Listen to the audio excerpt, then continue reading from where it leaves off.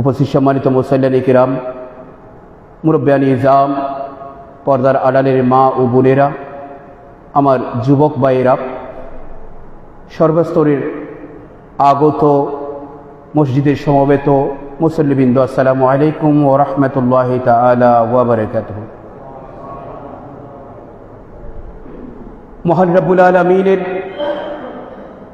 আলিশান আজিমুশান কুদরতি দরবারে অসংখ্য অগণিত অজস্র হামদ, সানা, সুজুদ, শুকরিয়া, কৃতজ্ঞতা জ্ঞাপন করছি যে আল্লাহ পাক সুবহানাহু তাআলা আমাদেরকে পরপর দুটা ঈদের দিন দান করেছেন। বলি সুবহানাল্লাহ। আমার কথার আওয়াজ বোঝা যাচ্ছে, স্পষ্ট হচ্ছে? যে আল্লাহ পাক সুবহানাহু তাআলা আমাদেরকে পরপর দুটা ঈদের দিন দান করেছেন। তো হুজুর কেমনে? আজকে ঈদুল জুমা, সাপ্তাহিক ঈদের দিন। রাসূল করিম সাল্লাল্লাহু আলাইহি ওয়াসাল্লাম আমাদের জন্য এই দিনটাকে ঈদের দিন হিসাবে ঘোষণা দিয়েছেন। বলে সুবহানাল্লাহ। এটা ঈদুল জুমা, ঈদুল জুমার ফজিলত বর্ণনা করতে গিয়ে নবী পাক সাল্লাল্লাহু আলাইহি ওয়াসাল্লাম বলেছেন ঈদুল ফিতর এবং ঈদুল আজহার চেয়েও শ্রেষ্ঠ ঈদ ঈদুল জুমা। জুড়ে বলে সুবহানাল্লাহ। তাহলে আজকে ঈদের দিন, সাপ্তাহিক ঈদের দিন, সাইয়্যিদুল আইয়াম, জুমার দিন, সাপ্তাহিক ঈদের দিন। সাথে সাথে আগামীকালকে সকল ঈদের সেরা ঈদ তথা পবিত্র জশ্নে জুলুসে ঈদে মিলাদুন নবীর দিন। পরপর দুটা ঈদ যে আল্লাহ পাক সুবহানাহু ওয়া তাআলা আমাদেরকে দান করেছেন, সেই আল্লাহর দরবারে একটিবার বলি আলহামদুলিল্লাহ। শুধু কি পরপর দুটা ঈদের দিন দান করেছেন? গতকালকে যে রাত ছিল সেটা একদিকে গিয়ারবি শরীফের রাত। কিসের রাত? গিয়ারবি শরীফের রাত। 11 তারিখের রাত মহামর্যাদাপূর্ণ রাতসমূহের মধ্যে শ্রেষ্ঠতম মাসিক রজনী সমূহের মধ্যে একটা রজনীর নাম গিয়ারবি শরীফের রাত। বলি সুবহানাল্লাহ। গতকালকে আমরা গিয়ারবি শরীফের রাত পালন করেছি, সাথে সাথে জুমার রাতও ছিল। বিভিন্ন কিতাবে বর্ণিত হয়েছে জুমার রাত এটাও লাইলাতুল কদরের চেয়ে শ্রেষ্ঠ রাত। বলি সুবহানাল্লাহ। এত গুরুত্বপূর্ণ রাত জুমার রাত, মহাবরকত মণ্ডিত রাত। একদিকে জুমার রাত, আর একদিকে আমরা গিয়ারবি শরীফের রাত পেয়েছি। উভয়টা আমরা লাভ করেছি। গত রাতটা এমন ছিল যেটাতে গিয়ারবি শরীফও যুক্ত হয়েছে, জুমার রাতও যুক্ত হয়েছে। বলি সুবহানাল্লাহ। তাহলে দুটা শ্রেষ্ঠতম রাত পার করে শ্রেষ্ঠ দিন জুমার দিনে আমরা এসেছি এবং সমগ্র পৃথিবীর দিনসমূহ শ্রেষ্ঠ হয়েছে যে দিনকে কেন্দ্র করে। সমগ্র পৃথিবীর সমস্ত কিছু শ্রেষ্ঠত্ব লাভ করেছে, মর্যাদা লাভ করেছে যে দিনকে কেন্দ্র করে। ওই দিন বারগে রবিউল আউয়াল, সুবহে সাদিক, রাসূল করিম সাল্লাল্লাহু আলাইহি ওয়াসাল্লাম যেদিন শুভ আগমন করেছেন, ওই দিন আগামীকালকে আমরা পেতে যাচ্ছি। বলি সুবহানাল্লাহ। তো আজকের যে রাত, গত রাত তো গিয়ারবি শরীফের রাত ছিল, আজকে বারবি শরীফের রাত। গত রাত ছিল গিয়ারবি শরীফের রাত, জুমার রাত।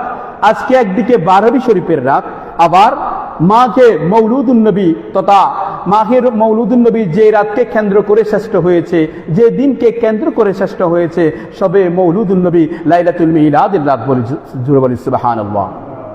তাহলে একটার পর একটা শ্রেষ্ঠ রাত যে আল্লাহ আমাদেরকে দান করেছেন, একের পর এক শ্রেষ্ঠ দিন যে আল্লাহ আমাদেরকে দান করেছেন, ওই আল্লাহর দরবারে আরেকটি বার বলি আলহামদুলিল্লাহ। আমি তো বলেছিলাম যে আজকের যে রাতখানা আছে, আজকে যে রাত আমাদের নিকট আসবে, আগত যে রাত আজকে আমরা পেতে যাচ্ছি, এই রাত লাইলাতুল কদরের চেয়েও শ্রেষ্ঠ। আগের জুমায় আমি বর্ণনা করেছি, তারপরে একটু মনে করিয়ে দিচ্ছি, যেহেতু আজকে সেই রাতটা আমরা পেতে যাচ্ছি। অনেক সময় আগে বলে ফেললে পরে আমরা সেটা ভুলে যাই, মানুষ তো ভুলবেই। সুতরাং আজকে আরেকটু মনে করে দিচ্ছি, লাইলাতুল কদর রাতের চেয়েও শ্রেষ্ঠ রাত আমি বলছি না, ইমামে কস্তুলানী রহমতুল্লাহ, যিনি শারহে বুখারী, তিনি মাওয়াহিবুল্লাহ দুনিয়া কিতাবের মধ্যে বলেছেন। ইমামে জালালউদ্দিন সুয়ুতী রহমতুল্লাহ আলাইহি তিনিও বর্ণনা করেছেন যে মিলাদে সুয়ুতির মধ্যে, হুসনুল মাকাসিদ কিতাবের মধ্যে।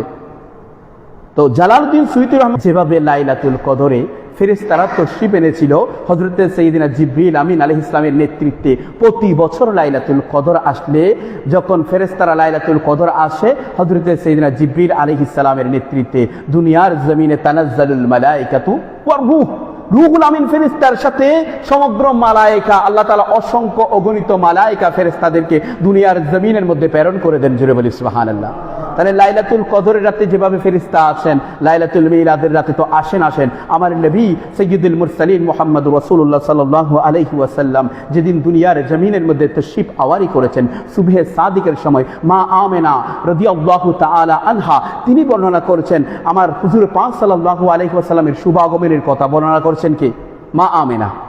মা আমেনা বর্ণনা করছেন, আমি দেখতে পেয়েছি আমার সন্তান সুবহে সাদিকের সময় 12 রবিউল আউয়াল সোমবার যেদিন আমার সন্তান ভূমিষ্ঠ হয়েছে, ওই দিন আমি 3টা সবুজ পতাকা দেখতে পেয়েছি। একটা পৃথিবীর পূর্ব প্রান্তে, আরেকটা পৃথিবীর পশ্চিম প্রান্তে, আরেকটা হানে কাবার উপর আল্লাহ পাক সুবহানাহু ওয়া তাআলা নূরানী ফেরেশতারা ঘিরে দিয়েছেন। জোরে বলি সুবহানাল্লাহ। তাহলে যে সবুজ পতাকা নিয়ে আমরা জুলুস করি, এটা পেয়েছি ফেরেশতাদের থেকে। আল্লাহ তাআলা নিজেই করেছেন, পৃথিবীর পূর্ব প্রান্ত, পশ্চিম প্রান্ত এবং কাবা শরীফের উপরে পতাকা ঘিরে দিয়েছেন বলে সুবহানাল্লাহ। শুধু তাই নয়, বলছে ফেরেশতাদের দলেরা জুলুস সহকারে আমার ঘর মুবারকের মধ্যে যে ঘরে মিলাদুন নবী হয়েছে, নবীজি আগমন করেছে, ওই ঘরে জুলুস সহকারে ফেরেশতাদের দলেরা নাজিল হয়েছে। জুরে বলি সুবহানাল্লাহ। তাহলে ফেরেশতারা জুলুস করেছে আমার নবীজির শুভ আগমনকে কেন্দ্র করে। আজকে আমরা ওই জুলুসের বিরোধিতা করছি, অনেকে আমাদের মধ্যে আছে যে আমরা জুলুসের বিরোধিতা করছি, অথচ আল্লাহ পাক সুবহানাহু ওয়া তাআলা ফেরেশতাদের মাধ্যমে রাসূল করিম সাল্লাল্লাহু আলাইহি ওয়াসাল্লামের মিলাদকে কেন্দ্র করে, ঈদে মিলাদুন নবীকে কেন্দ্র করে ফেরেশতাদের মাধ্যমে জুলুস করে আমাদেরকে শিক্ষা দিয়েছেন নবীজির তাশরিফ আওয়ারিকে কেন্দ্র করে জুলুস করার জন্য। বলে সুবহানাল্লাহ। তাহলে এই যে পবিত্র ঈদে মিলাদুন নবী সাল্লাল্লাহু আলাইহি ওয়াসাল্লাম, এই যে রাসূল করিম সাল্লাল্লাহু আলাইহি ওয়াসাল্লামের শুভাগমনকে কেন্দ্র করে মিলাদুন নবী পালন করা, উদযাপন করা, এই মাসে নবীজির আলোচনা বেশি বেশি করা। আমরা পুরো বছর তো নবীজির আলোচনা করি, পুরো বছর কোরআন তেলাওয়াত করলে যে ফজিলত, রমজান মাসে একই ফজিলত নাকি? না, রমাদানুল মুবারকে কোরআন তেলাওয়াতের ফজিলত স্পেশাল, অসংখ্য গণিত। রমাদানুল মুবারকে কোরআন তেলাওয়াত করা আর বছরের পুরো 11টা মাস কোরআন তেলাওয়াত করা একই নয়, সমান নয়। রমজানে যেহেতু কোরআন নাজিল হয়েছে, সেজন্য রমাদানের মুবারকে কোরআন তেলাওয়াত করা এটা উত্তম।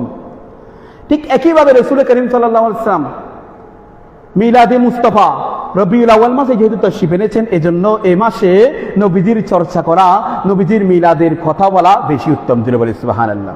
এই যে লাইলাতুল কদরের চেয়ে উত্তম বলা হচ্ছে কেন? লাইলাতুল কদর এটা খায়রুম মিন আলফি শাহর। আমার নবীর বেলায় বলেছেন খায়রুম মিম্মা ইয়াজমাউন। মনে আছে আপনাদেরকে বলেছিলাম, আমি আলোচনায় যাচ্ছি, একটু ওদিক থেকে টেনে নিতে হচ্ছে আপনাদেরকে বোঝানোর জন্য। লাইলাতুল কদরের বেলায় আমার আল্লাহ বলেছেন লাইলাতুল কদরি খায়রুম মিন আলফি শাহর। লাইলাতুল কদর এটা খায়রুম উত্তম, আলফি শাহর 1000 মাসের চেয়ে। বলে সুবহানাল্লাহ। আর আমার নবীর বেলায় আল্লাহ পাক সুবহানাহু ওয়া তাআলা বলেছেন খায়রুম মিম্মা ইয়াজমাউন। কুরআনের বেলায় আমার আল্লাহ বলেছেন ওয়ানুনাজ্জিলু মিনাল কুরআনি মা হুয়া শিফাউ ওয়া রাহমাতুল লিল মুমিনিন। কুরআন মুমিনদের জন্য রহমত। আর হাবিবের বেলায় বলেছেন রাহমাতাল লিল আলামিন। জোরে বলি সুবহানাল্লাহ। তাহলে রাহমাতাল লিল মুমিনিন যেদিন এসেছে, কুরআন রাহমাতাল লিল মুমিনিন, এটা খায়রুম মিন আলফি শাহর হয়েছে। আর রাসূল করিম সাল্লাল্লাহু আলাইহি ওয়াসাল্লাম তিনি রাহমাতাল লিল আলামিন, এটা খায়রুম মিম্মা ইয়াজমাউন হয়ে গেছে। জোরে বলি সুবহানাল্লাহ। আমাদের জীবনের যত ইবাদত বন্দেগী আছে, সমস্ত ইবাদতকে জমা করলে ঈদে মিলাদুন নবীর ইবাদতের মতো সমান হবে না। জোরে বলি সুবহানাল্লাহ। এমন ঈদ আগামীকালকে আমরা উদযাপন করতে যাচ্ছি, যে ঈদকে কেন্দ্র করে আল্লাহ পাক সুবহানাহু তাআলা তার আম্বিয়া কেরামদেরকে নিয়ে যে নবীজির মিলাদকে কেন্দ্র করে আলোচনা সভা করেছেন। বলি সুবহানাল্লাহ। নবীজির জন্মের কথা, নবীজির শুভ আগমনের কথা আল্লাহ তাআলা রুহ জগতে বলেছেন। বলে সুবহানাল্লাহ। একটু সুবহানাল্লাহ বলবেন। একটা বিষয় খেয়াল করেন, একেবারে সহজ ভাষায়, একেবারে সহজ ভাষায়, কারো জন্মের আলোচনা করা এটা কি গুনাহের কাজ? কারো জন্মের আলোচনা করা, আপনার জন্মের আলোচনা করতে পারে, আমার জন্মের আলোচনা করতে পারে, যে আমি কোথায় জন্মগ্রহণ করেছি, আমি আমার নানার ভাষায় জন্মগ্রহণ করেছি। তো অনেক সময় অনেকে দেখা যায় মেডিকেলে জন্মগ্রহণ করে, মা বলে থাকি যে তুমি অমুক মেডিকেলে, চিটাগং মেডিকেলে তোমার জন্ম হয়েছে অমুক তারিখ এতটাই, বলে না? আমরা সেটা লিখে রাখি, বাঁধিয়ে রাখি গ্লাস দিয়ে। তো জন্মের আলোচনা করা, যে কোনো মানুষের জন্মের আলোচনা করা কখনো গুনাহের কাজ হতে পারে না।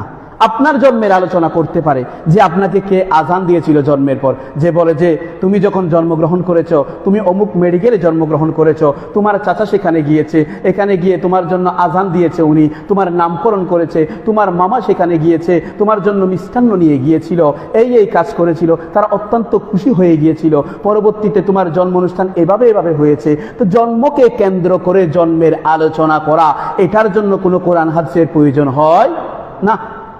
আর যে কোনো মানুষের হায়াতের আলোচনা করতে গেলে, জীবনী লিখতে গেলে, যে কোনো মানুষের, আপনি বলুন যে আমাদের নবীজির হায়াতুন নবী, রাসূল করিম সাল্লাল্লাহু আলাইহি ওয়াসাল্লামের সিরাত তথা জীবনী গ্রন্থ যদি লেখে, সিরাত গ্রন্থ, নবীজির জীবনী গ্রন্থ যদি কেউ লিখতে যায়, নবীজির জীবনী যদি কেউ আলোচনা করতে যায়, তাহলে শুরু করতে হবে কি দিয়ে?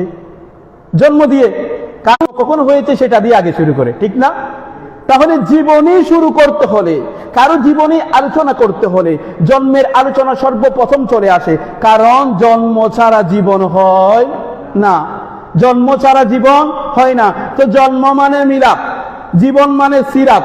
ভালো করে বুঝবেন, জন্ম মানে মিলাদ হবে মিলাদুন নবী দিয়ে, জুড়ে বলি সুবহানাল্লাহ। যারাই সিরাতুন নবী পালন করে তাদেরকে আগে মিলাদুন নবী পালন করতে হয়, জুড়ে বলি সুবহানাল্লাহ। তারপরেও আমরা বুঝতে পারি না, সিরাতুন নবী পালন করতে গেলে তো সর্বপ্রথম আপনাকে মিলাদুন নবী করতে হবে। কারণ সিরাতুন নবী মানে নবীজির জীবনী। তো নবীজির জীবনী কি জন্ম ছাড়া শুরু হয়েছে নি? জীবন কি জন্ম ছাড়া শুরু হয়? আগে তো জন্ম, তারপর জীবনী। তো জন্মের আলোচনা আপনাকে করতেই হবে, জন্ম ছাড়া তো জীবনী হয় না। সুতরাং মিলাদুন নবী ছাড়া সিরাতুন নবী হয় না। এখন আপনি সিরাতুন নবী পালন করবেন, মাহফিল কি সিরাতুন নবীর করতে হবে নাকি মিলাদুন নবীর করতে হবে? এটা নিয়ে আরেক দ্বন্দ্ব না, এটা নিয়ে আরেক সমস্যা। তো আমরা একটু বুঝি বিষয়টা। সিরাতুন নবী নবীজির জীবনী, নবীজির জীবনে হয়েছে আসসালামু আলাইকুম ওয়া রাহমাতুল্লাহ বলে সালাম পেশ করেছি, হাত মুলাকাত করেছি, মুসাফাহা করেছি, নবীজির সুন্নাহ অনুসারে যখন তার সাথে কথোপকথন করেছি, সুন্দর ভাষায়, মার্জিত ভাষায়, নরম ভাষায় যখন কথা বলেছি, মুসলমানের সাথে সাক্ষাৎ হয়েছে, যে সমস্ত সুন্নাহগুলো নবীজি বলেছেন সেগুলো যখন পালন করেছি, সেটা সিরাতুন নবী হয়ে গেছে, জুড়ে বলি সুবহানাল্লাহ। ভাত খেতে বসে যখন হাত ধুয়েছি, বাতের উজু, খাওয়া দাওয়ার উজু করেছি, যেটা হাত ধোয়া, কুলি করা, এগুলা করার পর সুন্দর করে যেভাবে খেতে বসলে নবীজির সুন্নাহ অনুসারে খেতে বসলাম, বিসমিল্লাহ বলে ডান হাতে লোকমা নিলাম, 3 আঙ্গুল দিয়ে খেলাম, এগুলো যখন পালন করেছি, এটা সিরাতুন নবী হয়ে গেছে, বলি সুবহানাল্লাহ। সিরাতুন নবী নিত্য পালনীয়, সিরাতুন নবী নিত্য পালনীয়। জীবনের প্রত্যেকটা ক্ষেত্রে প্রতি মুহূর্তে সিরাতুন নবী উদযাপন হয়ে যায়। সিরাতুন নবী নিত্য পালনীয়, সিরাতুন নবী আনুষ্ঠানিকতার বিষয় নয়, সিরাতুন নবী নির্দিষ্ট একটা দিন নয়, সিরাতুন নবী প্রতি মুহূর্তে, বলে সুবহানাল্লাহ। এই যে নবীজি জুমা পড়িয়েছেন, জুমাতে আলোচনা করেছেন, এখন আমরা করছি। জুমাতে নবীজির জামানায় সাহাবায়ে কেরামগণ এসেছেন, নবীজি এখানে জুমাতে আলোচনা করেছেন, খুতবা পেশ করেছেন, নামাজ আদায় করেছেন, সবকিছু কি সিরাতুন নবী। তো সিরাতুন নবী, আমি নবীজির মতো ঘুমিয়েছি, সিরাতুন নবী, নবীজির মতো হেঁটেছি, সিরাতুন নবী, নবীজির মতো করে সালাম পেশ করেছি, সিরাতুন নবী, নবীজির মতো আচরণ করেছি, সিরাতুন নবী, নবীজির মতো পোশাক পরেছি, সুন্নাতে মুস্তাফা আমরা পালন করেছি, সবকিছু সিরাতুন নবী। তাহলে সিরাতুন নবী নিত্য পালনীয়, প্রতিদিন নির্দিষ্ট একটা মাসকে কেন্দ্র করে সিরাতুন নবী নয়, নির্দিষ্ট একটা দিনকে কেন্দ্র করে সিরাতুন নবী নয়, শুধু রবিউল আউয়াল মাসকে কেন্দ্র করে সিরাতুন নবী নয়, সিরাতুন নবী পুরো বছর জুড়ে, 63 বছর হায়াতুন নবী, সম্পূর্ণ সিরাতুন নবী জুড়ে, বলি সুবহানাল্লাহ। তাহলে নবীজির 63 বছরের হায়াত কি আপনি নির্দিষ্ট মাসকে কেন্দ্র করে উদযাপন করা সম্ভব নয়। কোন মানুষের জীবনী অনুষ্ঠান কি আছে? জীবনী অনুষ্ঠান পালন করা সম্ভব নয়। জন্ম অনুষ্ঠান পালন করা সম্ভব, কারণ এটা একটা দিনকে কেন্দ্র করে। মৃত্যু অনুষ্ঠান পালন করা সম্ভব, এটা একটা দিনকে কেন্দ্র করে। জীবনী অনুষ্ঠান পালন করলে তো 63 বছর লাগবে। তাহলে সিরাতুন নবী পালন করতে হলে 63 বছর লাগবে। কিভাবে পালন করবেন? প্রতি মুহূর্তে সিরাতুন নবী পালন করা যায়।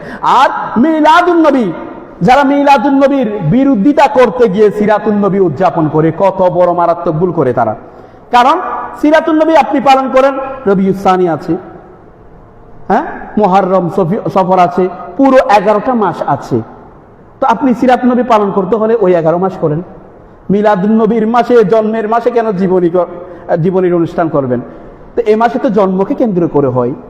সেদিন এই মাসটা যেহেতু নবীজির জন্মকে কেন্দ্র করে, মিলাদুন নবীকে কেন্দ্র করে, এই মাসে মিলাদুন নবী করুন, আর পরবর্তী মাসগুলো পরে আছে তখন সিরাতুন নবী করুন।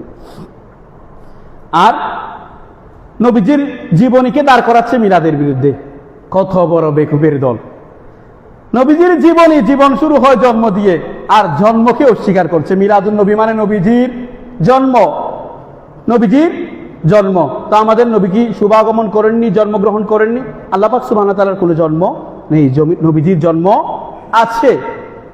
তো নবীজির মিলাদুন নবী মানি না বলে নবীজির জন্ম মানি না, নাউজুবিল্লাহ।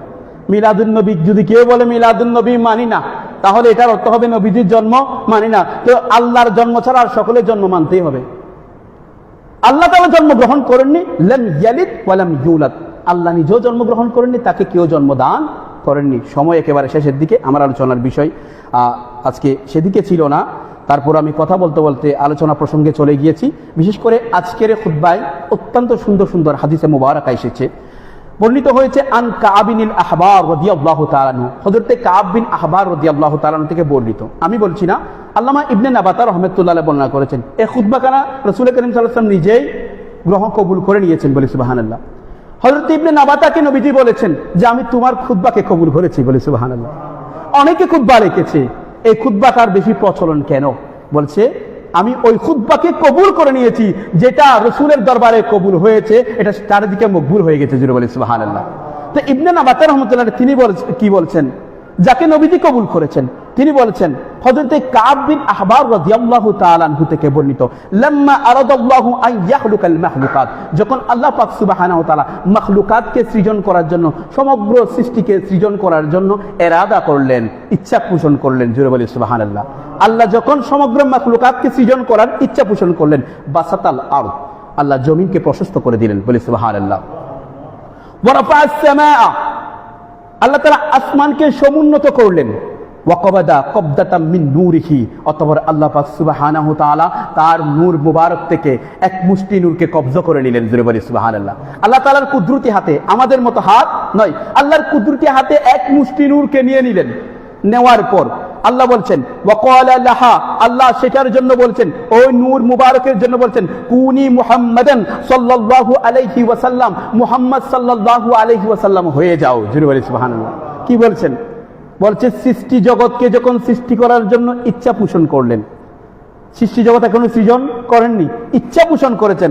সৃষ্টি জগৎকে সৃজন করার জন্য আল্লাহ ইচ্ছা পোষণ করেছেন। যখন আল্লাহ সেটা ইচ্ছা পোষণ করলেন, সর্বপ্রথম কি সৃষ্টি জগৎ সৃজন করে ফেলেছেন? না, আল্লাহ বলছেন আমি আমার নূর থেকে, ওয়াকাবাদা কবজাতাম মিন নূরিহি, আমি আমার নূর থেকে এক মুষ্টি নূরকে কবজা করেছি। অতঃপর আল্লাহ পাক সুবহানাহু ওয়া তাআলা বলেছেন ওয়াকালা লাহা কুনি মুহাম্মাদান সাল্লাল্লাহু আলাইহি ওয়াসাল্লাম, তো মুহাম্মদ সাল্লাল্লাহু আলাইহি ওয়াসাল্লাম হয়ে যাও, জোরে বলি সুবহানাল্লাহ। আল্লাহ নির্দেশ দিয়েছেন ওই নূরকে মুহাম্মদ সাল্লাল্লাহু আলাইহি ওয়াসাল্লাম হয়ে যাও। তাহলে সর্বপ্রথম সৃষ্টি কি? আমাদের নবীর নূর, সর্বপ্রথম সৃষ্টি নূরে মুহাম্মদী। এজন্য হাদিসে জাবেরের মধ্যে রাসূল করিম সাল্লাল্লাহু আলাইহি ওয়াসাল্লাম ইরশাদ করেছেন, আউয়ালু মা খালাকাল্লাহু নূরি, আল্লাহ পাক সুবহানাহু ওয়া তাআলা সর্বপ্রথম আমি নবীর নূরকে সৃজন করেছেন, জোরে বলি সুবহানাল্লাহ। এবার কি? ফাসারাত উমুদাম মিন নূরিহি, তখন ওই নূর মুবারক একেবারে একটা স্তম্ভ হয়ে গেলেন। নূর মুবারক একটা স্তম্ভ হয়ে গিয়ে আসমানের দিকে উঠতে লাগলেন, জোরে বলি সুবহানাল্লাহ। ফাআলা হাত্তান তাহায়া হুজুবিল আজমাত, এমন কি যেতে যেতে উপরের দিকে উঠতে উঠতে আল্লাহ পাক সুবহানাহু ওয়া তাআলা যে নূরকে সৃজন করেছেন সেটা উপরের দিকে একটা নূরের স্তম্ভ হয়ে উপরের দিকে উঠতে লাগলেন। উঠতে উঠতে আল্লাহ পাক সুবহানাহু ওয়া তাআলা আজমতের পর্দা পর্যন্ত পৌঁছে গেলেন, বলি সুবহানাল্লাহ।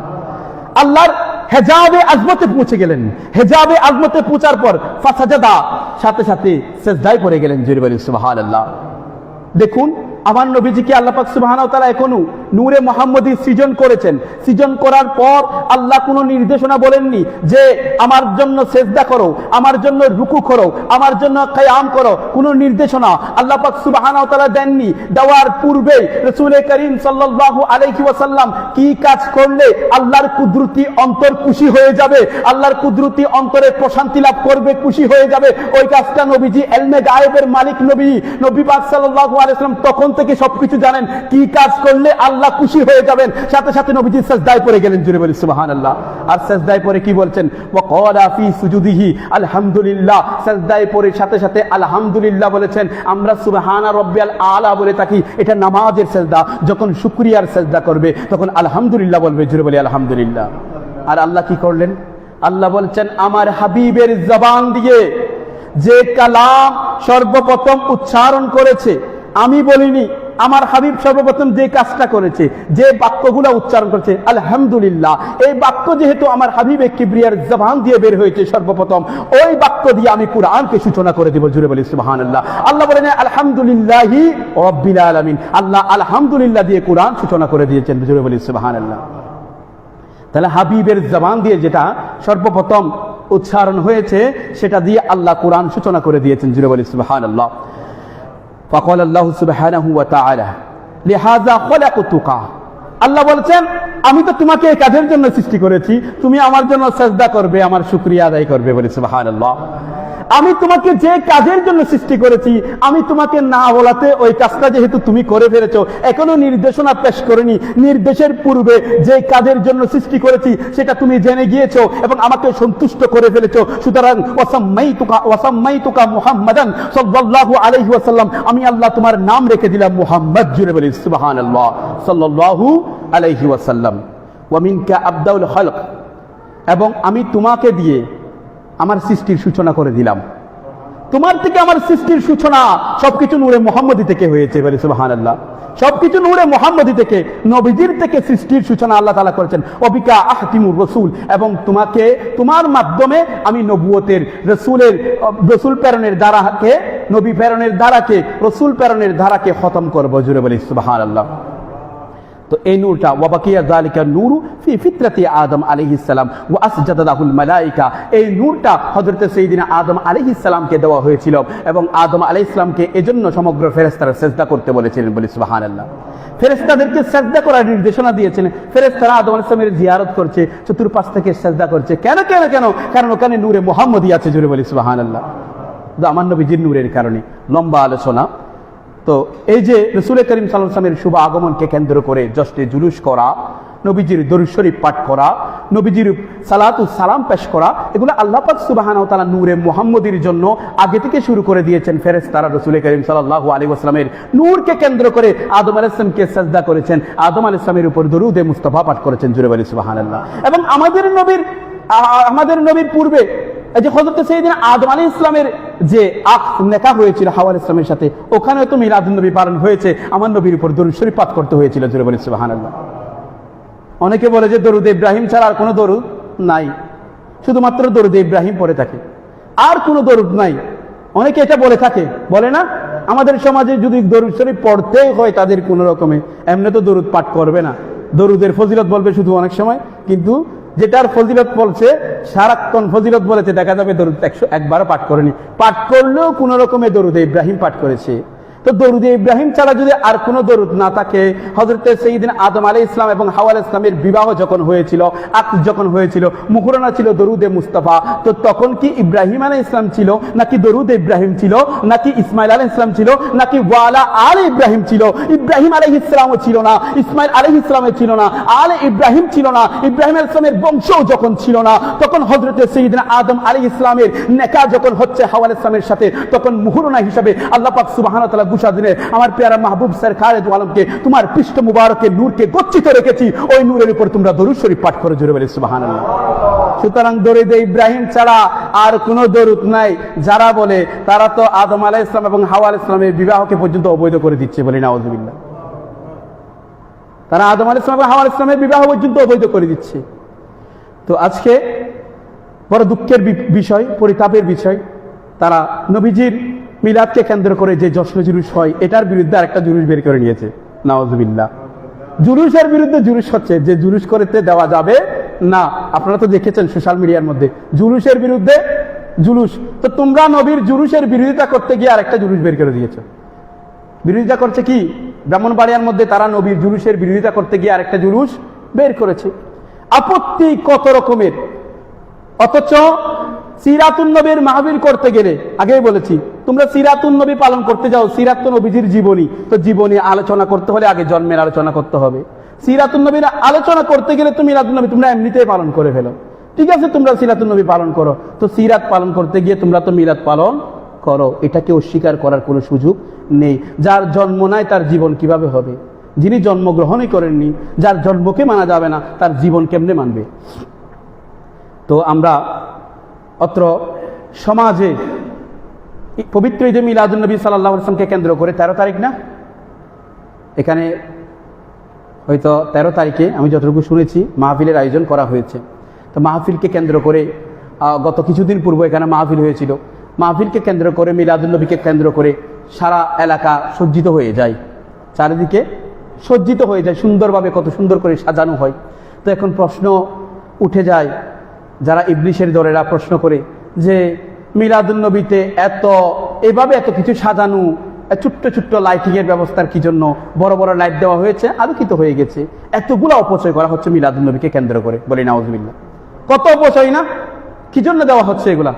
তো আল্লাহ এবার আমাদেরকে জবাব শিখিয়ে দিচ্ছেন, হে আমার বান্দারা, আমার মাহবুবের মিলাদুন্নবীকে কেন্দ্র করে যখন ঈদ মানাবে, যখন চারিদিকে চতুর্দিকে সাজিয়ে নেবে, তখন কেউ যদি প্রশ্ন করে, আমি কোরআনের মধ্যে তোমাদেরকে শিখিয়ে দিচ্ছি যে আমি আল্লাহ সূর্য সৃজন করেছি, চন্দ্র দিয়েছি, সূর্য একেবারে সমগ্র পৃথিবীকে আলোকিত করে ফেলে, সূর্যের প্রয়োজন আছে সমগ্র পৃথিবী আলোকিত করে, এখানে লাইটিং এর ব্যবস্থা আছে, আলোকিত করেছে, বড় বড় লাইট আছে। তো এখানে যে সুন্দরের জন্য এখানে আরেকটা দিয়েছেন, এটার প্রয়োজন কি? এটা কি অপচয় হবে? তা আল্লাহ এবার জানান দিচ্ছেন যে চন্দ্র, এটার প্রয়োজন আছে। চন্দ্র সম্পর্কে প্রশ্ন করা হয়েছে, ইয়াসআলুনাকা আনিল্লাহিল্লাহ কুল হিয়া মাওয়াকিতুল লিন্নাস, ইয়াসআলুনাকা আনিল্লাহিল্লাহ, তারা আপনাকে প্রশ্ন করে আহিল্লা সম্পর্কে, নতুন চাঁদ সম্পর্কে, হেলাল থেকে আহিল্লা, নতুন চাঁদ সম্পর্কে প্রশ্ন করে। আপনি বলে দিন কুল হিয়া মাওয়াকিতুল লিন্নাস, যে আপনি তাদেরকে জানিয়ে দিন এটা মানুষের ওয়াক্তের নির্দেশক। জুড়ে বলে সুবহানাল্লাহ। কিভাবে? বলছে যখন হজ করবে এই চন্দ্র মাসকে গণনা করা করবে, যখন ঈদ পালন করবে শাওয়াল মাসের 1 তারিখ কখন হচ্ছে, ঈদের চাঁদ উদয় হচ্ছে কিনা অপেক্ষা করতে হবে। আমাদের ইচ্ছা মতো 29-এর পর পালন করতে পারি না। তো ঈদ কখন পালন করব এটা নির্দেশনা দিচ্ছে চাঁদ। রোজা কখন পালন করব, রোজার রমজান মুবারকের চাঁদ উদয় হয়েছে কিনা, চন্দ্র দেখে আমরা রোজা রাখছি, চন্দ্র দেখে ঈদ পালন করছি, চন্দ্র দেখে আমরা হজ করছি। এভাবে সবকিছু চন্দ্রের সাথে রিলেটেড হয়ে গেছে। আরো বিভিন্ন বিষয় আছে, জোয়ার বাটা থেকে শুরু করে অনেক বিষয় আছে। তো সূর্য আমাদের জন্য প্রয়োজন। হে আল্লাহ, সূর্য আমাদের জন্য অনেক প্রয়োজন। সূর্য দিয়েছ ঠিক আছে, চন্দ্র দিয়েছ ঠিক আছে, তবে এত এত ছোট্ট ছোট্ট তারকারাজি, এতগুলো তারকা অগণিত, আমরা গণনা করতে পারি না, এত অসংখ্য তারকার কি প্রয়োজন ছিল? এই তারকাগুলো কি প্রয়োজন ছিল? এবার আমার আল্লাহ ডাক দিয়ে বলে, ইন্না যায়্যানাস সামাআদ দুনিয়া বিজিনাতিল কাওয়াকিব, আমি আল্লাহ দুনিয়ার আসমানকে সাজিয়েছি এই সমস্ত তারকাকে দিয়ে। জুড়ে বলে সুবহানাল্লাহ। আল্লাহ বলছেন আমি সাজিয়েছি, আলোর জন্য দিই নাই। আমি কি করেছি? ইন্না যায়্যানা, নিশ্চয় আমি আল্লাহ সাজিয়ে দিয়েছি। জুড়ে বলে সুবহানাল্লাহ। সামাদ দুনিয়া, দুনিয়া আসমানকে, ইন্না যায়্যানাস সামাদ দুনিয়া, আমি দুনিয়ার আসমানকে সাজিয়েছি। যে দুনিয়াকে কেন্দ্র করে আমার 7খানা আসমান আছে, একটা আসমানকেও আমি তারকা দ্বারা সজ্জিত করিনি, তারকা দিয়ে সাজাইনি, শুধুমাত্র আমি তারকা দিয়ে সাজিয়েছি দুনিয়ার আসমানকে। কারণ আমার মাহবুব নবী সরকারে দু আলম এখানে কোনো আসমানের মধ্যে থাকবে না। দ্বিতীয়, তৃতীয়, চতুর্থ, পঞ্চম, ষষ্ঠ, সপ্তম আসমানকে পার করে লাম প্রাণী পর্যন্ত আমি আল্লাহ আমার হাবিবকে মেরাজুন নবীতে দাওয়াত দিয়ে নিয়ে গিয়েছিলাম। আমার হাবিব চাইলে ওখানে থেকে যেতে পারতেন, ইচ্ছা করলে প্রাণের নবী থাকতে পারতেন আরশে, আমার নবী তো আরশে থাকতে পারতেন। আরশ, কুরসি, লৌহ কলম সবকিছু দেখে চলে এসেছেন, জান্নাতকে দেখে এসেছেন। সবকিছু দেখার পরও আমার নবীজি ওখানে থাকলেন না। যে দুনিয়াতে তার মাহবুব, ওই মাহবুবের উম্মতেরা দুনিয়ার জমিনে থাকবে, তো মাহবুবের উম্মতদের জন্য মদিনায় পাকে আবারও দুনিয়ায় চলে আসলেন। সুতরাং দুনিয়ার আসমানকে আমি আল্লাহ সাজিয়ে দিয়েছি। জুড়ে বলি সুবহানাল্লাহ। যে দুনিয়ার মধ্যে আমার মাহবুব থাকবে, যে দুনিয়ার মধ্যে আমার মাহবুব তশরিফ আওয়ারি করবেন, ওই দুনিয়ার আসমানকে মাহবুবের তশরিফ আওয়ারি কেন্দ্র করে আমি আল্লাহ দুনিয়ার আসমানকে সাজিয়ে দিয়েছি। আমি চন্দ্র দিয়েছি, সূর্য দিয়েছি আলোকিত করার জন্য, তারিখ গণনার জন্য, একেবারে তারিখ গণনার জন্য চন্দ্র দিয়েছি, আলোকিত করার জন্য সূর্য দিয়েছি। আরো আরো উপকার তোমাদের জন্য এগুলাতে রয়েছে, কিন্তু আমি তারকা দিয়েছি শুধুমাত্র আসমানকে সাজানোর জন্য। জুড়ে বলি সুবহানাল্লাহ। তো আল্লাহ কি অপচয় করেছেন? তাহলে সাজানোর জন্য কোনো কিছু করা এটা কখনো অপচয় হতে পারে না। সজ্জিত করার জন্য কোনো কিছু করলে এটা অপচয় হয় না। সুতরাং রাসূল করিম সাল্লাল্লাহু আলাইহি ওয়াসাল্লামের মিলাদকে কেন্দ্র করে যত রকমের যা কিছুর আয়োজন আছে, শরীয়তের বৈধ পন্থায় যত কিছু আছে সমস্ত কিছু উদযাপন করা যাবে। তো বলতে পারে নবীজির জমানায় তো এভাবে করেনি। বাবা, নবীজির জমানায় কোরআনুল কারীমও এভাবে ছিল না। নবীজির জমানায় কোরআনুল কারীম পাণ্ডুলিপি ছিল না। হাদিসে পাক বুখারী শরীফ নবীজির জমানায় ছিল। ইমাম বুখারী কি নবীজির জমানায় ছিল নাকি? নবীজির জামানায় হাদিসে পাকের কোনো পাণ্ডুলিপি ছিল না, সাহাবীদের জামানায়ও ছিল না। পরবর্তীতে এসেছে তাবিনের জামানায়। কখন? সর্বপ্রথম হাদিসের পাণ্ডুলিপি হচ্ছে মুআত্তা ইমাম মালিক। ইমাম মালিক রহমতুল্লাহ আলাইহি, ইমাম মালিক বিন আনাস রহমতুল্লাহ আলাইহি, তিনি সর্বপ্রথম হাদিসের গ্রন্থ রচনা করেছেন। বলে সুবহানাল্লাহ। তো সাহাবায়ে কেরামের যুগে হাদিসের গ্রন্থ ছিল না। কারণ কি? এখন কি আর হাদিসের গ্রন্থ আমরা কবুল করতে পারবো না, গ্রহণ করতে পারবো না? তো কোত্থেকে হাদিস বলছো? কোন সাহাবী এসে তোমাকে বলে গিয়েছে? কোন নবী এসে কি তোমাকে জানিয়ে গিয়েছে ওই হাদিস খানা? তো কেমনে পেয়েছো? বলছে ইমাম মালিক সর্বপ্রথম সূচনা করেছে, ইমাম বুখারী করেছে, ইমাম মুসলিম করেছে, ইমাম তিরমিজি করেছে, এভাবে হাদিস প্রণেতাগণ হাদিসের গ্রন্থ রচনা করেছে। তো ইমাম মালিক তিনি তাবিনের যুগে এসে কেন সে হাদিসের গ্রন্থ করেছেন? ইতিপূর্বে করা হয়নি কেন? সাহাবায়ে কেরামের যুগে যদি হাদিসের গ্রন্থ রচনা করা হতো, কোনটা কোরআনের আয়াত, তখনও এক এক জায়গায় ছড়িয়ে ছিটিয়ে আছে কোরআনের আয়াত সমূহ। তো এইভাবে পাণ্ডুলিপি আকারে নাই। কোনটা কোরআনের আয়াত, কোনটা হাদিস শরীফ? কোরআন বললেও নবীজির জবান দিয়ে বলছেন, হাদিস বললেও নবীজির জবান দিয়ে বলছেন। কোরআন তো আল্লাহ তাআলা সরাসরি মানুষদেরকে বলে দিচ্ছেন না। জিবরিল আমিন আলাইহিস সালামকে সরাসরি সাহাবায়ে কেরামের কাছে পাঠিয়ে দেননি, জিবরিলকে পাঠিয়েছেন আমার নবীজির কাছে। আমার নবীজির কাছে জিবরিল আমিন আলাইহিস সালাম বলেছেন, নবীজি সাহাবায়ে কেরামদেরকে জানিয়ে দিয়েছেন, লোকজনকে জানিয়ে দিয়েছেন। সুতরাং নবীজির জবান থেকে বের হচ্ছে কোরআন, একই জবান থেকে বের হচ্ছে হাদিস। কোনটা হাদিস, কোনটা কোরআন, এগুলা মিশ্রিত হয়ে যাবে, মিশ্রিত হয়ে যাবে। এজন্য সাহাবায়ে কেরামের জামানায় তারা হাদিসের গ্রন্থ যতক্ষণ পর্যন্ত কোরআনকে জমা করা হয়নি, জামিল কোরআন উসমান রাদিয়াল্লাহু তাআলা যখন কোরআনকে জমা করেছে পাণ্ডুলিপি আকারে, আমরা যে কোরআন পেয়েছি, এই কোরআনের কাজ সম্পূর্ণ হয়েছে। এরপর থেকে হাদিসের গ্রন্থের কাজ শুরু হয়ে গেছে। জুড়ে বলি সুবহানাল্লাহ। সুতরাং হাদিস শরীফ নবীজির জামানায় এভাবে ছিল না, কোরআন শরীফ নবীজির জামানায় এভাবে ছিল না। যখন ইয়ামামার যুদ্ধে একেবারে অসংখ্য হাফিজে কোরআন সাহাবীগণ শাহাদাত বরণ করতে লাগলেন, তখন সাহাবায়ে কেরামগণ উদ্যোগ নিয়েছেন, অসংখ্য হাফিজে কোরআন সাহাবী শাহাদাত বরণ করেছে, শহীদ হয়ে গেছে। এভাবে যদি সকল সাহাবায়ে কেরাম যারা হাফিজে কোরআন তারা যদি শহীদ হয়ে যায়, কোরআন কিভাবে থাকবে? এজন্য কোরআনের পাণ্ডুলিপি করার জন্য সর্বপ্রথম যখন উদ্যোগ নিয়েছেন সিদ্দিক আকবরের জামানায়, যখন ওনাকে জানানো হয়েছে, তখন তিনি বলছেন যেটা নবীজি করেননি সেটা আমি কিভাবে করব? যেটা নবীজি করেননি সেটা আমি কিভাবে করব? ওই যে প্রশ্ন তুলবে, এই জন্য একটু সিদ্দিক আকবর বলে কথাটা নিচ্ছেন আর কি। তখন ফারুক আজম রাদিয়াল্লাহু তাআলা, উসমান জুনরাইন রাদিয়াল্লাহু তারা বলতে লাগলেন এটা তো করতেই হবে। কিভাবে পরবর্তীতে আমরা কোরআনকে পাঠাবো পরবর্তী প্রজন্মের জন্য, কিয়ামত পর্যন্ত এই কোরআনকে পৌঁছাতে হলে একটা ব্যবস্থাপনা করতে হবে। হাযিহি নি'মাতুল বিদআত। সিদ্দিক আকবর বলছেন এটা তো অনেক উত্তম একটা বিদআত। জুড়ে বলি সুবহানাল্লাহ। এটা তো খুব জরুরি একটা বিদআত তাদের জন্য পৌঁছে দেওয়ার জন্য। সুতরাং নবীদের জামানায় কোরআন শরীফ এভাবে ছিল না। সাহাবায়ে কেরামের জামানায় এগুলো করা হচ্ছে সিদ্দিক আকবরের খেলাফত আমলে। সুতরাং নবীদের জামানায় ছিল না বলে কোরআন শরীফ বাদ দিতে পারবে কেউ? পাণ্ডুলিপি বাদ দিতে পারবে? আরে নবীদের জামানায় যে তোমরা এখন কারি বানাচ্ছ, কোরআনের প্রতিযোগিতা দিচ্ছ, কত রকমের কোরআনকে কেন্দ্র করে কত প্রতিযোগিতা হচ্ছে, বিশ্ব কোরআন প্রতিযোগিতা হচ্ছে, এই সমস্ত কিছু কি তখন ছিল? তাহলে কোরআনকে নিয়ে তো তোমরা সংশয়ে পড়ে যাবে, পুরো ইসলামকে শেষ করে দিবে। এভাবে আপত্তি যদি করতে যায় পুরো ইসলাম প্রশ্নবিদ্ধ হয়ে যাবে। সুতরাং মিলাদুন নবীর, ঈদে মিলাদুন নবী সাল্লাল্লাহু আলাইহি ওয়াসাল্লাম, এটা উদযাপনের ধরন পদ্ধতি আল্লাহ তাআলা নির্দিষ্ট করে দেননি। কোন সিস্টেমের পদ্ধতিতে পালন করতে হবে, যে কোনো পদ্ধতিতে শরীয়ত গ্রহণ করে না অশ্লীল কোনো বিষয় এগুলা ছাড়া ইসলামের নির্ধারিত যে কোনো পদ্ধতিতে ঈদে মিলাদ নবী পালন করা যাবে। এটা বলে শেষ করে দিচ্ছি যে যেভাবে দরুদ শরীফ যে কোনো পদ্ধতিতে পালন করা যাবে। আল্লাহ তাআলা বলেননি দরুদ শরীফ পালন করতে হলে আগে নিয়ত করে নিয়ত মাপতে হবে, তারপর দরুদ শরীফ পড়তে হবে, এরকম বলছে নাকি? নামাজের বেলায় না সিস্টেম বলে দিয়েছে, কিন্তু দরুদ শরীফ পাঠের জন্য আগে নিয়ত বাঁধতে হবে, কোনো দিকে তাকানো যাবে না, একেবারে কিবলামুখী হও তারপর দরুদ শরীফ পাঠ করো। এরকমের কোনো বর্ণনা, এরকমের কোনো নির্দেশনা আল্লাহ দিয়েছেন কি? দেননি। আল্লাহ বলছেন ইন্নাল্লাহা ওয়া মালাইকাতাহু ইউসাল্লুনা আলান নবী ইয়া আইয়ুহাল্লাযিনা আমানু সাল্লু আলাইহি ওয়া সাল্লিমু তাসলিমা। যারা মাদ্রাসার ছাত্র তারা বুঝবে ওয়াসাল্লিমু তাসলিমা এটা মাফউলে মুতলাক বলা হয়, মানে ওয়াসাল্লিমু তাসলিমা মানে সালাম দেওয়ার মতো দাও। মাফউলে মুতলাকের উদাহরণ হচ্ছে দরবতু দরবান, আমি তাকে মারার মতো মেরেছি, শুধুমাত্র মেরেছি না, এটার উদাহরণ আপনারা একটু বুঝবেন। আমি তাকে মারার মতো মেরেছি, মারার মতো মারা মানে একেবারে তাপ্পড় দেওয়া, ঘুষি দেওয়া, লাথি দেওয়া, ব্যাট দিয়ে পিটানো, যত ইচ্ছা যত রকমের কায়দা আছে সব নিয়মে মারার পর, ইচ্ছা মতো মারার পর আমরা বলছি মারার মতো মেরেছি, আমি খাওয়ার মতো খেয়েছি। সুতরাং মারার মতো মারা, খাওয়ার মতো খাওয়া, এটা একেবারে তৃপ্তি সহকারে হলে তখন হয়। তো আল্লাহ বলেছেন, এটা মফুলে মুতলাক দিয়ে আল্লাহ বলেছেন ওয়াসাল্লিমু তাসলিমা, তোমরা সালাম দেওয়ার মতো দাও, উত্তম সহকারে দাও, বিনয় সহকারে দাও, একেবারে অন্তরের তাজিম সহকারে দাও। যত পর্যায়ে যত নিয়মে আছে সব পদ্ধতিতে দিলে তখন সালাম দেওয়ার মতো দেওয়া হয় বলে সুবহানাল্লাহ। এজন্য নবীজিকে আমরা দাঁড়িয়ে সালাম দিই, বসে সালাম দিই, নামাজের মধ্যে আমরা নবীজিকে সালাম দিয়ে থাকি, আবার আজানের আগে সালাম দিই, আজানের পরে নবীজির উপর সালাতু সালাম পেশ করে জোরে বলে সুবহানাল্লাহ।